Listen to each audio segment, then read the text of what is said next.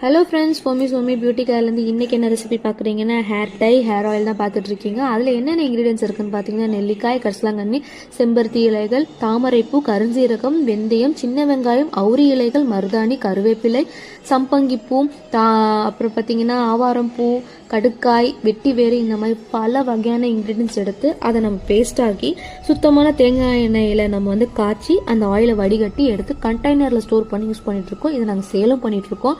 இந்த ஆயில் என்னென்ன பெனிஃபிட்ஸ் வருதுன்னு பார்த்தீங்கன்னா பாடி ஹீட்டை கண்ட்ரோல் பண்ணுது, டேண்ட்ரஃப் கண்ட்ரோல் பண்ணுது, ஹேர் க்ரோத்தை அதிகரிக்குது, ஹேர் ஃபாலை கண்ட்ரோல் பண்ணுது. இந்த மாதிரி பல வகையான பெனிஃபிட்ஸ் தரனால இதை நாங்கள் சேல் பண்ணிகிட்ருக்கோம்.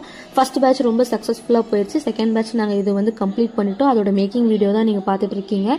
ஸோ இந்த ஹேர் ஆயில் உங்களுக்கு வேணும்னா ஸ்க்ரீனில் நம்பரை காண்டாக்ட் பண்ணி நீங்கள் உங்கள் ஹேர் ஆயிலை நீங்கள் புக் பண்ணிக்கலாம்.